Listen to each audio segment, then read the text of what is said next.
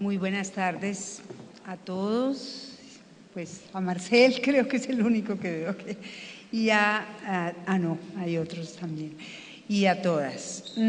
Yo quería decir antes de hablar, como decía, le oí decir una vez a Carlos Monsiváis, un escritor mexicano, dice, antes de hablar voy a decir unas palabras.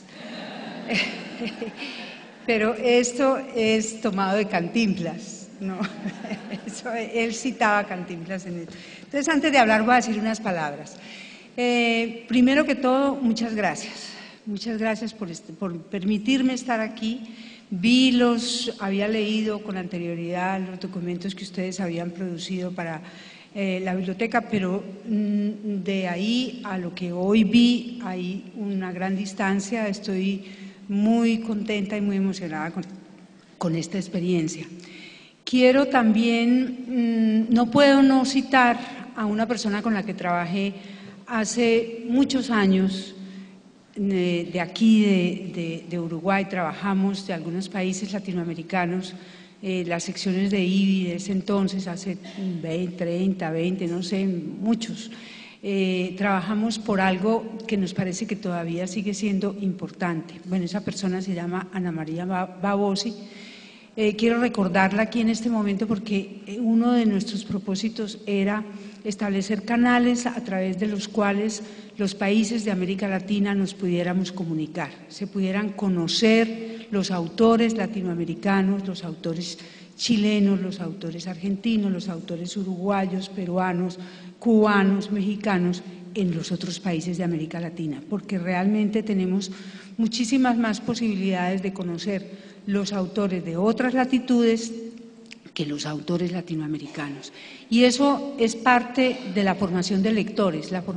Uno se forma como lector para tomar distancia, para conocerse a sí mismo, pero también para conocer a los otros, para conocer a los demás. Entonces, esa toma de distancia sobre la que Inés Miret hizo énfasis ahora es muy importante también.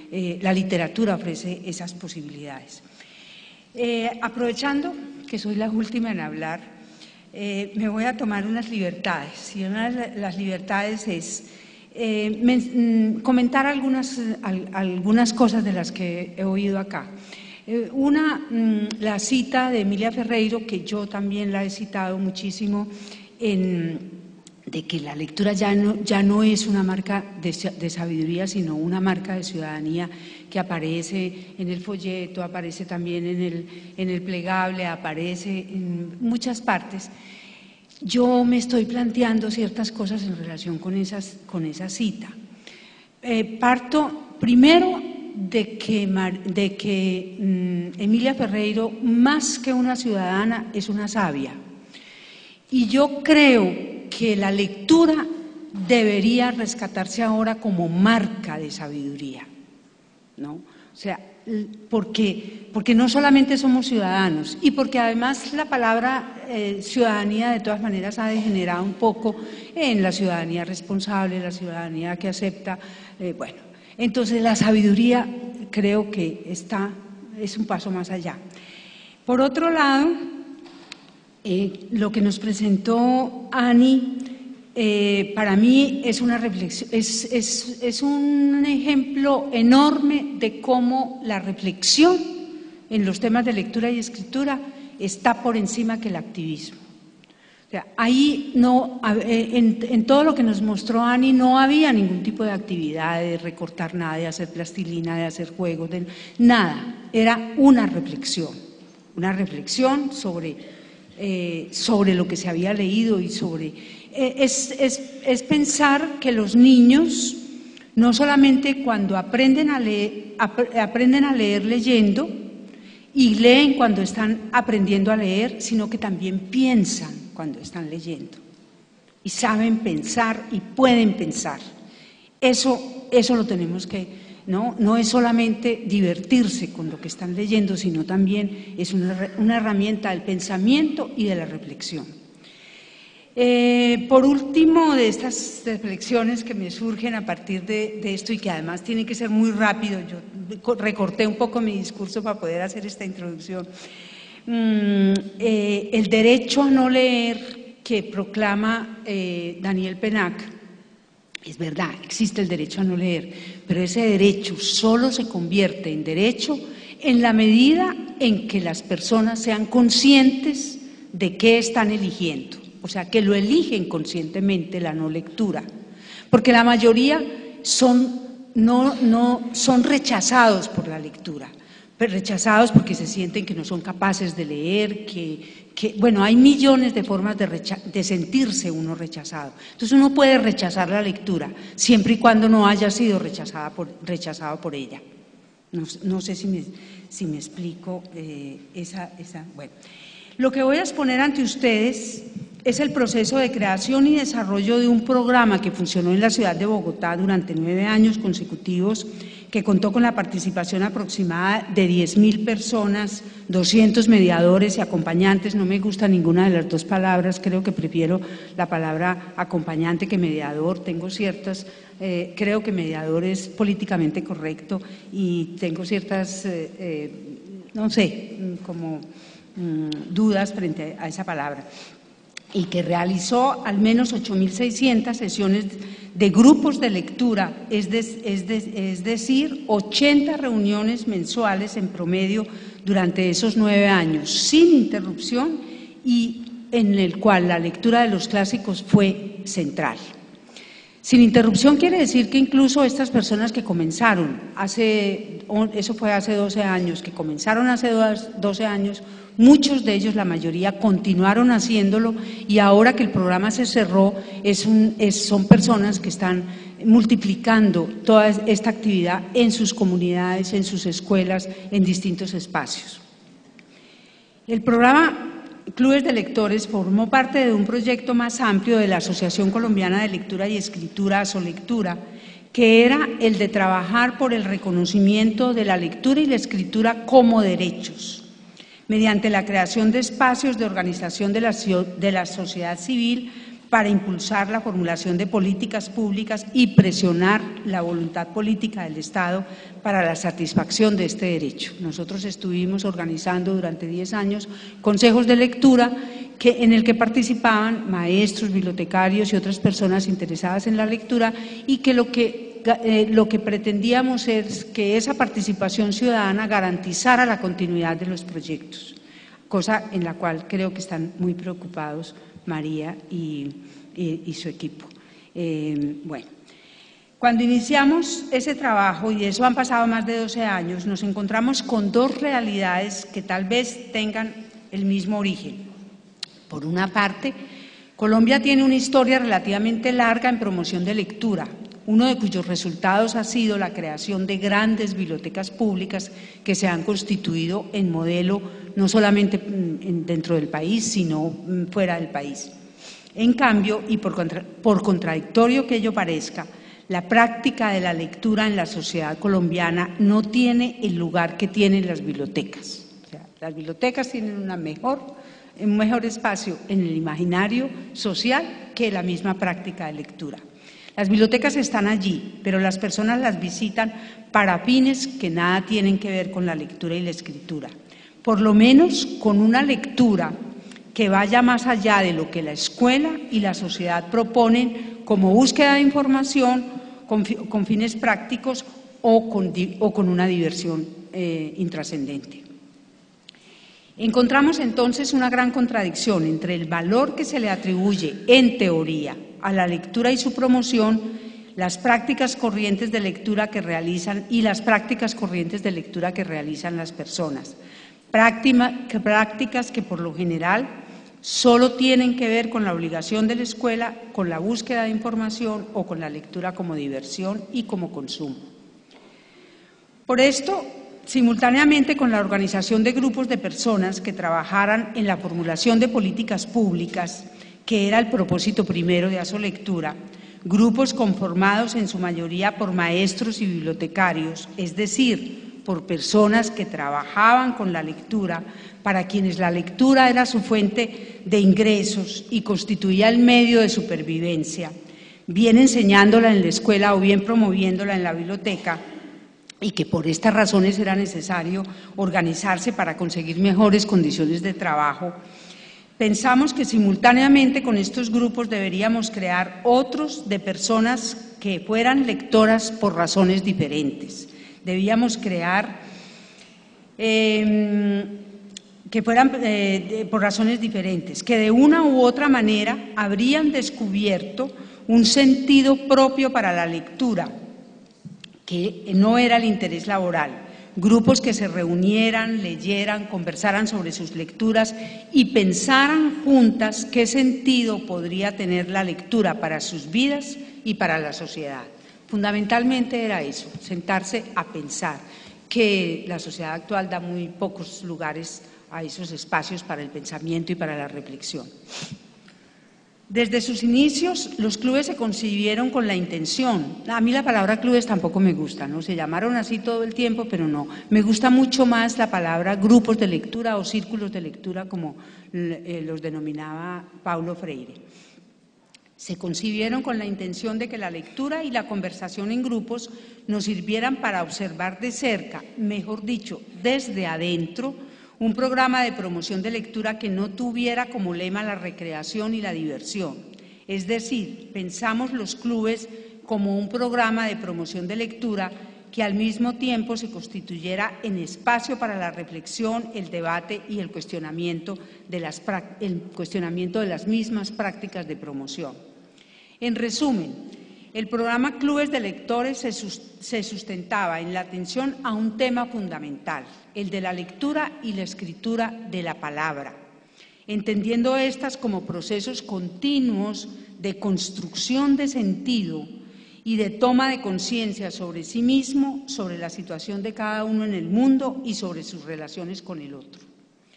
Lo primero que hicimos fue convocar lectores, casi todos estudiantes universitarios de carreras de letras, filosofía, ciencias humanas, que quisieran compartir con otros sus lecturas y estuvieran dispuestos a poner en discusión sus convicciones. O sea, que tuvieran actitud de lector, que es exponer sus convicciones y exponerse ante el otro. También fueron invitados algunos promotores de lectura de las bibliotecas que sabíamos que reunían la condición de lectores, relativamente convencidos de la importancia de la lectura y con actitud de lector, es decir, abiertos al cambio y a la lectura como experiencia transformadora, en el sentido de la experiencia de la que habla Jorge La Rosa. Pero no convencidos de la necesidad de que otros lean. Y comenzamos. Lo primero que hicimos y continuamos haciendo durante todo el tiempo que funcionaron los clubes fue una serie de seminarios, espacios de reflexión, en donde nos planteábamos preguntas sobre la lectura, sobre el leer, sobre la literatura. Preguntas como ¿por qué y para qué leer? El concepto de cultura escrita, el acceso a la cultura escrita como derecho, lectura y ciudadanía, lectura como experiencia individual, ¿por qué promover la lectura?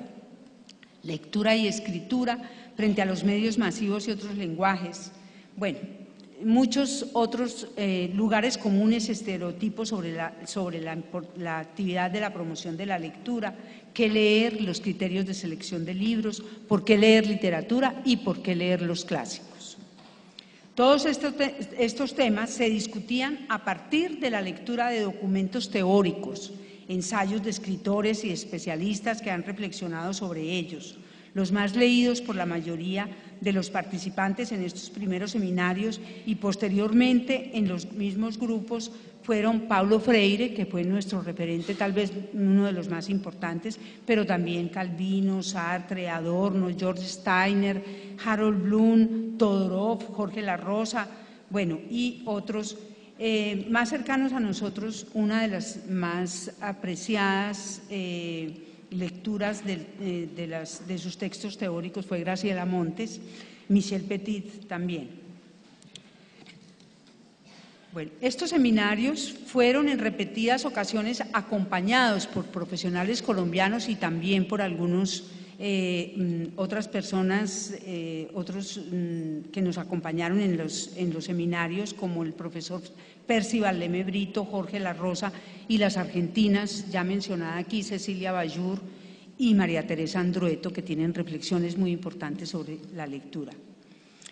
En estos espacios, los de los seminarios, así como en las reuniones de los grupos, el programa se construyó día a día su identidad, planteó sus horizontes de sentido, se hizo y se rehizo en todas y cada una de estas sesiones con todos y cada uno de sus participantes. Quiero decir, nosotros nunca planteamos un derrotero que estuviera planteado desde el comienzo, que estuviera definido desde el comienzo. Esto, pues a pesar de que creíamos que lo más importante era estimular la reflexión sobre la lectura, la necesidad de la lectura, la importancia de la lectura y sobre la promoción de la lectura, todo el horizonte de los clubes de lectura se fue construyendo día a día en las mismas sesiones de los clubes. En síntesis, los seminarios primero y luego las sesiones de los clubes fueron espacios para el debate, la conversación, la discusión. Propusimos también desde los inicios incluir la escritura, porque se habla mucho de promover la lectura y muy poco de promover la escritura, pero no la escritura que se realiza en los talleres de creación literaria, que están muy de moda en mi país, escritura de ficción, sino como parte del proceso de discusión, de deliberación, de debate, como una forma de consignar las observaciones de lo que sucedía en las sesiones, las reflexiones de los demás, el mismo debate, los diarios de lectura, sus propias apreciaciones sobre la lectura.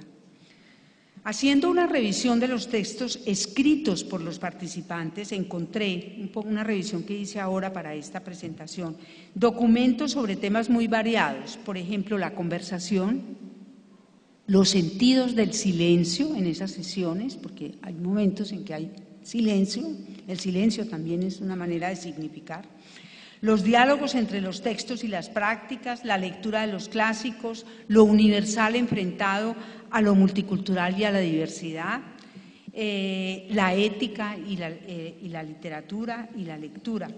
A partir de los seminarios se fue constituyendo el primer grupo que llamamos asistentes, ese grupo un poco más pequeño. La mayoría eran estudiantes, ya les dije, de carreras de letras, filosofía, ciencias humanas.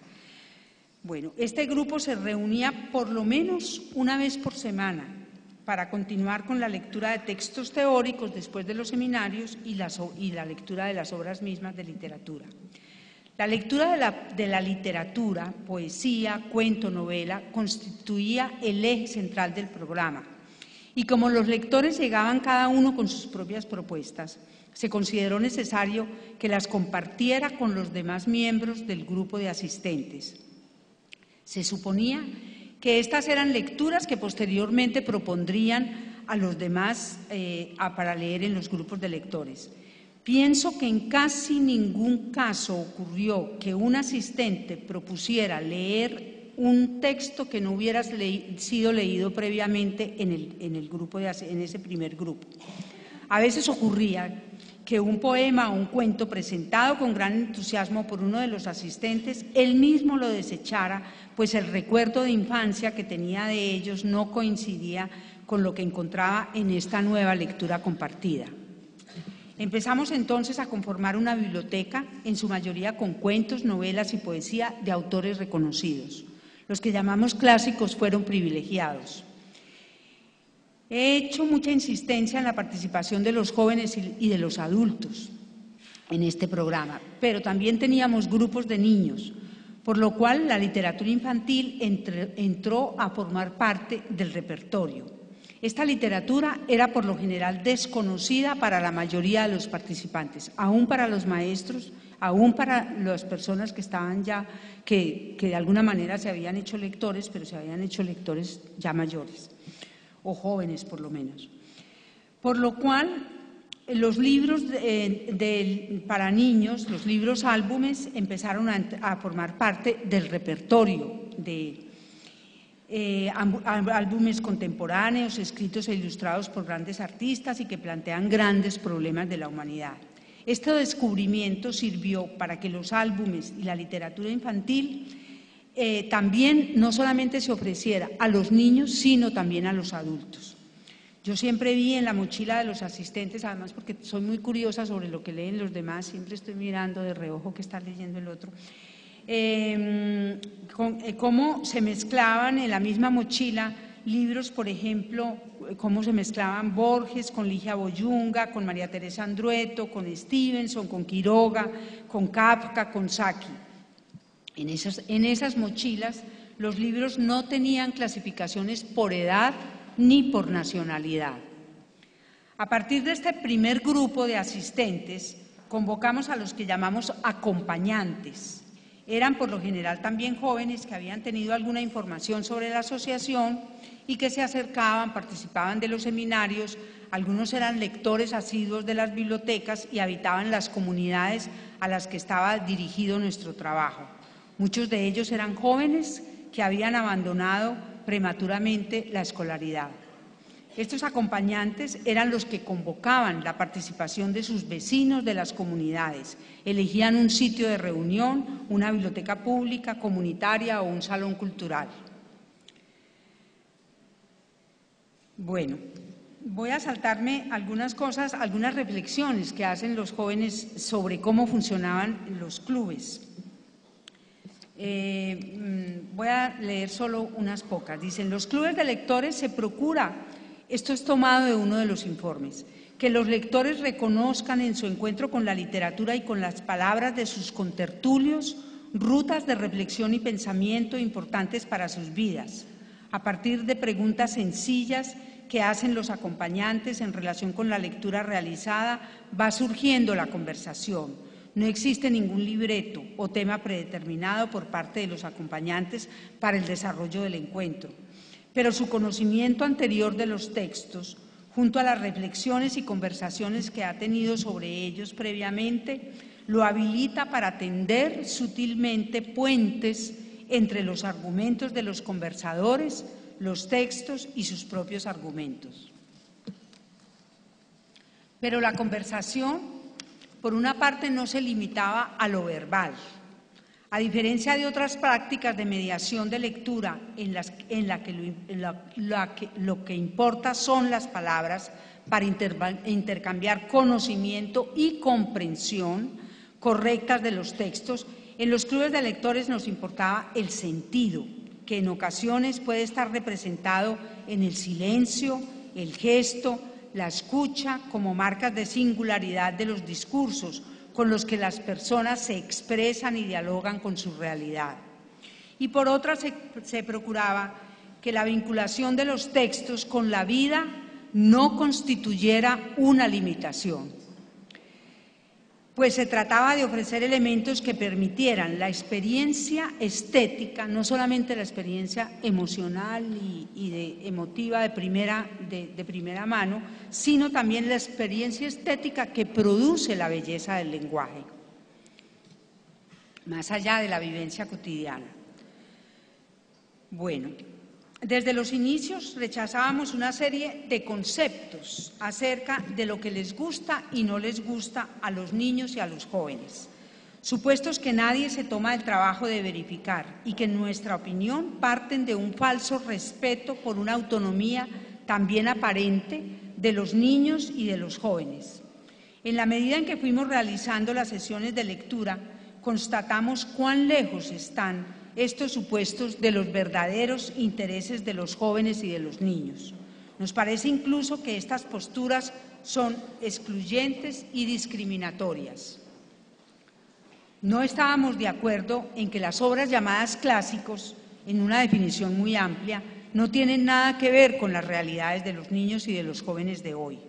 En algunas ocasiones he contado cómo Teresa Colomer, que nos acompañó, estaba en Colombia, entendió aspectos de la realidad colombiana a partir de la narración de una masacre que hablaba del valor de unas mujeres que, enfrentándose al miedo de la población a identificar a sus muertos, se atrevieron a enterrarlos.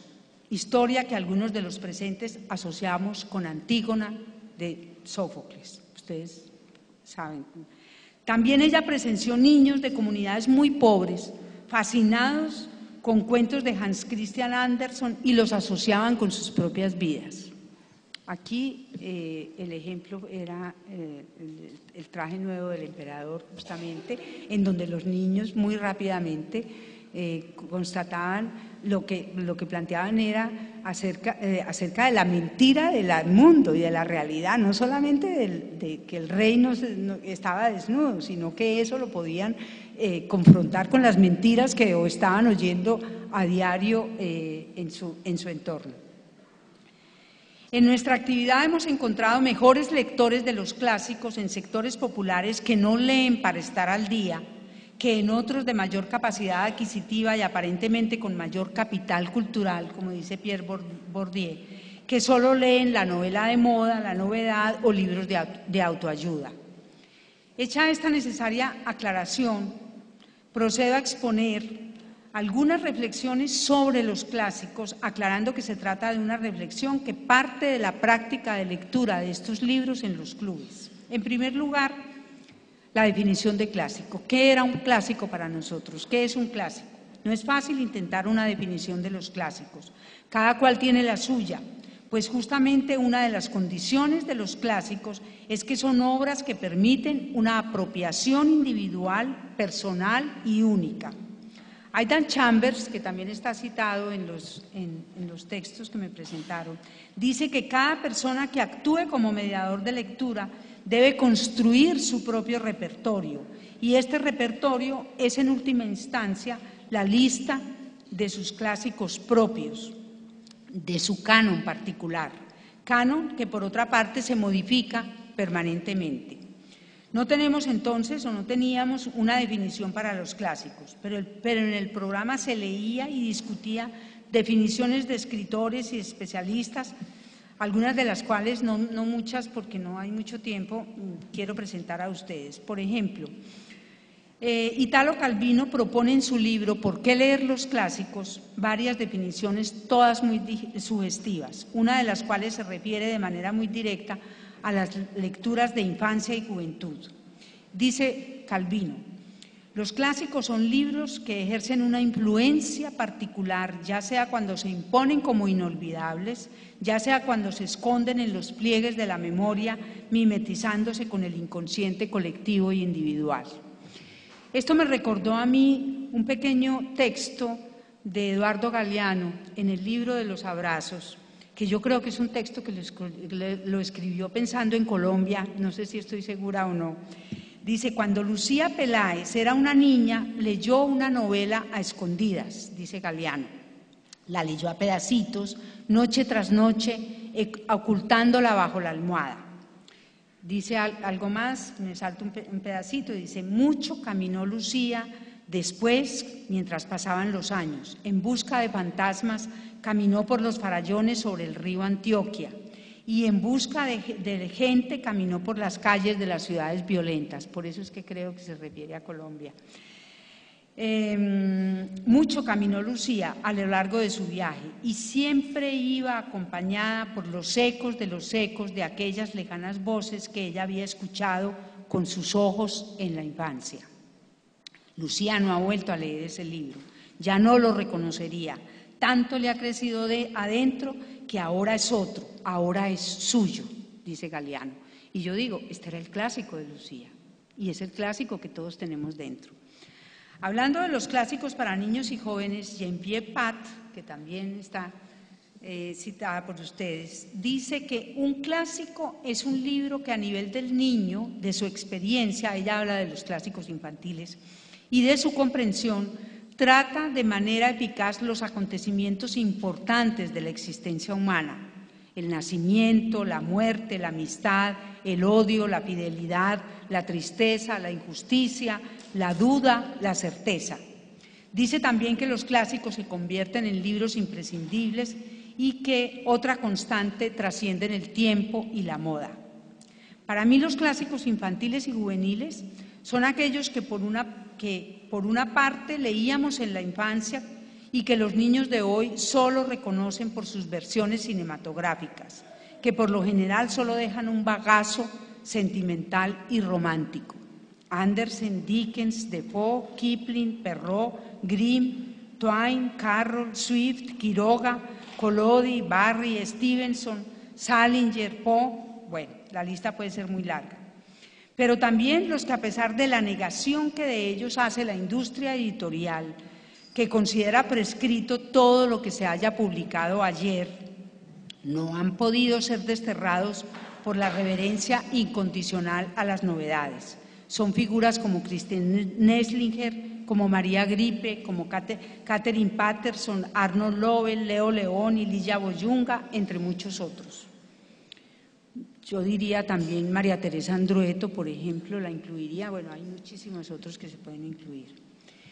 Aquí yo quería hablarles de algunos de los clásicos que más se leyeron en los clubes, pero en vista del tiempo, pues aunque yo estoy tratando de ponerme al día con el tiempo bueno, mencionaré solo unos pocos. Pinocho.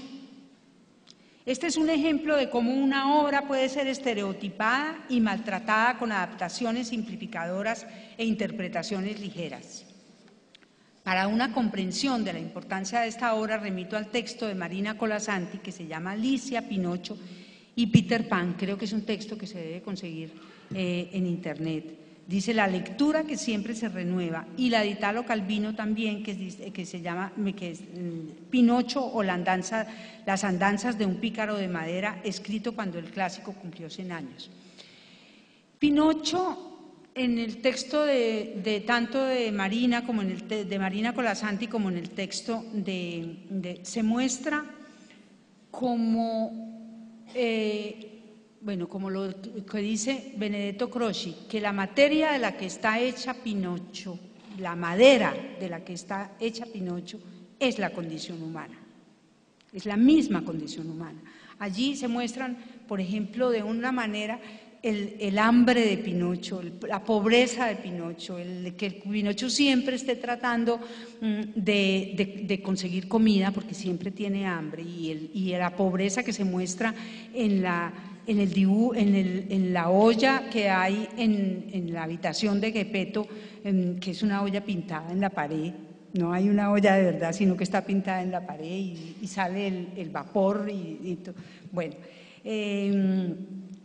dice que contrasta muchísimo con otros textos como Alicia y como Peter Pan, en donde eran niños ricos, niños donde nunca piensan en la comida, ¿no?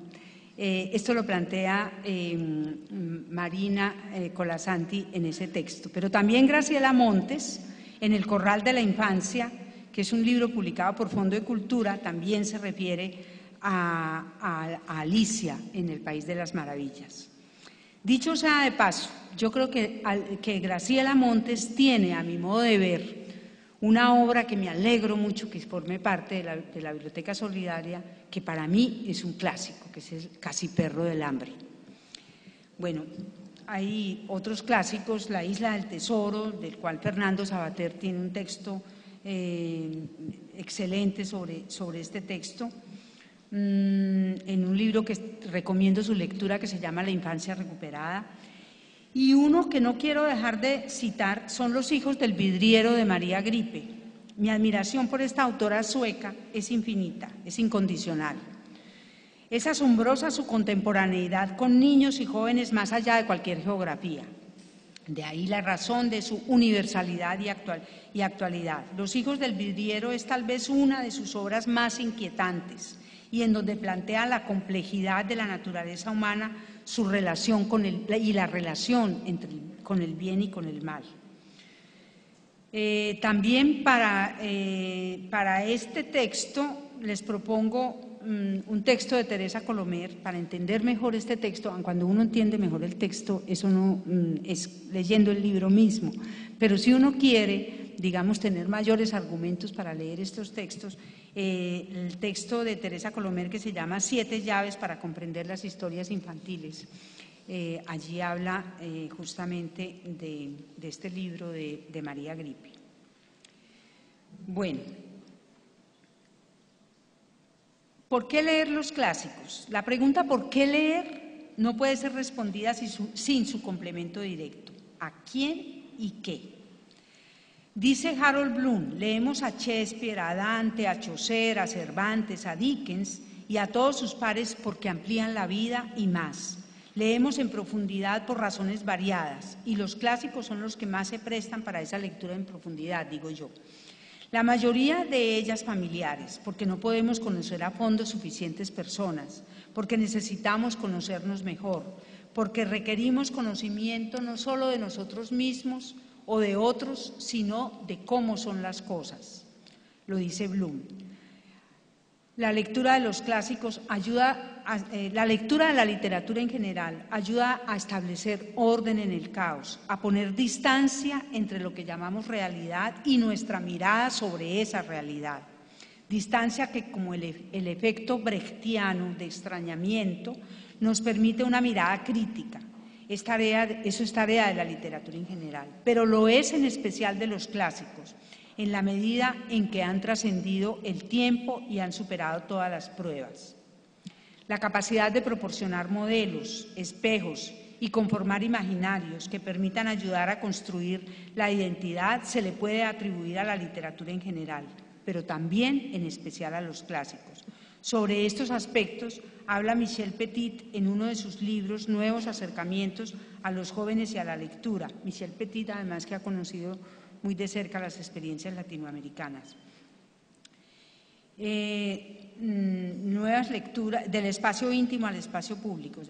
La lectura y la biblioteca pueden contribuir a recomposiciones de la identidad, dice Michel Petit, sin entender en este caso la identidad como algo fijo, detenido en la imagen, sino por el contrario, como un proceso abierto, incluso como una conjunción de múltiples rasgos en incesante devenir.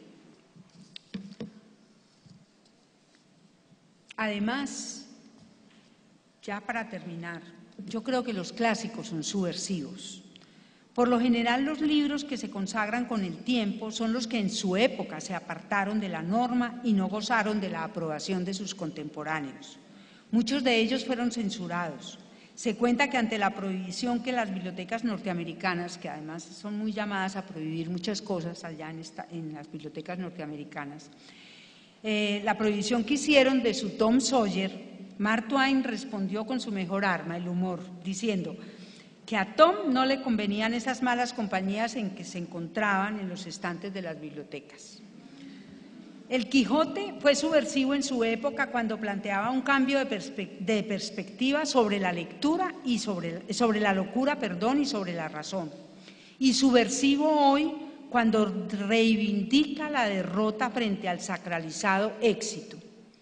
Hemos constatado en las prácticas de los clubes que esta condición es especialmente atractiva para los jóvenes, para quienes la lectura es en muchos casos una manera de diferenciarse de los adultos. De los adultos que no leen, por supuesto. Que son muchos, ¿no? Sobre todo los que los rodean, ¿no? Los que le dicen que lean. Es una forma de rebeldía. Sus prácticas de lectura son, de acuerdo con nuestras apreciaciones, en sí mismas subversivas, no son reverenciales, ni pretenden sacralizar textos, aún en el caso de textos ya sacralizados por la tradición. Se habla con insistencia de la necesidad de contar con relatos que nos hagan sentir parte de un pueblo, de una lengua, de una cultura. El sentido de arraigo, la necesidad de raíces, son condiciones que se pierden en la llamada posmodernidad electrónica, que afecta especialmente a los adolescentes y a los jóvenes. Los clásicos de cada país, Quiroga, por ejemplo, de cada pueblo, permiten contrarrestar esta influencia y ofrecen la posibilidad de echar raíces. Pero no es menos cierto que también se precisa un cierto tipo de desarraigo, diferente del que ofrece esta posmodernidad electrónica, un desarraigo que permita apreciar diferentes puntos de vista, confrontar diferentes miradas, acceder a diversas posibilidades de significación del mundo. A todos los clásicos se podría aplicar lo que el pensador colombiano Estanislao Zuleta afirma sobre el Quijote. Para él, el Quijote es Todo el Quijote es una confrontación de textos, de versiones de la realidad, que conspira contra la autoridad, de una versión única de la autoridad, de una verdad dogmática y que facilita desarrollar un sentido de posibilidad, que permite concebir lo real a partir de una interpretación nueva con relación a lo que se ha impuesto, e imaginar, por lo tanto, una renovación más profunda de la realidad.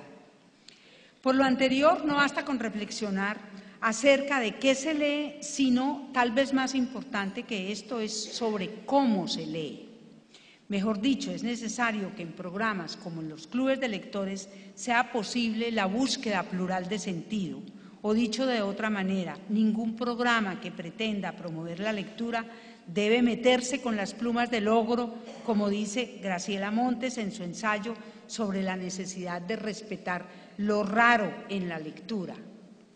Ella habla, no hay que meterse con las plumas del ogro, es un ensayo maravilloso. Creo que lo anterior es un punto crucial y de obligada reflexión. Para esta reflexión me parece de gran utilidad los aportes de Jorge La Rosa. Bueno, no los voy a decir aquí, debido que también tenemos… Bueno, no, sí, esta cita de La Rosa vale la pena que ustedes se queden con ella. Ha sido por la homogeneidad y la estabilidad. Las nociones, dice que la apuesta de los aparatos de producción y de transmisión del conocimiento, o sea, los aparatos pedagógicos, ha sido por la homogeneidad y la estabilidad. Y las nociones de universalidad, de consenso, de verdad, han sido los instrumentos de esa homogeneización y estabilización del sentido. Los aparatos pedagógicos han sido casi siempre comprometidos con el control de sentido, es decir, con la construcción y la vigilancia de los límites entre lo decible y lo indecible, entre la razón y el delirio, entre la realidad y la apariencia, entre la verdad y el error, en donde la escuela dice la última palabra, por lo general. Bueno, para terminar, quiero volver a la condición de universales que tienen los clásicos, a la que he aludido anteriormente. Los clásicos, sin pretender serlo, son universales. Si 100 años de soledad, uno de nuestros clásicos, permite a los colombianos un sentido de pertenencia y nos otorga una identidad, si Antígona permite a un extranjero comprender mejor la tragedia colombiana y a los colombianos sentirnos partícipes de una cultura occidental, si unas niñas de un barrio de Medellín, un barrio pobre de Medellín, pueden sentir las mismas emociones que los niños daneses con la lectura del Traje Nuevo del Emperador, que parece escrito para desenmascarar las hipocresías de hoy, si podemos compartir un pasado común que pertenece a toda la humanidad y si todavía podemos tener esperanzas todavía de un futuro también común para la humanidad, es porque existe una literatura y un arte que pertenece a todos y a la que todos pertenecemos y que no podemos negar a nuestros niños. Ese es el sentido verdaderamente humano de universalidad que se opone a la globalización y homogeneización que quieren imponer ahora el mercado y los medios masivos. Muchas gracias.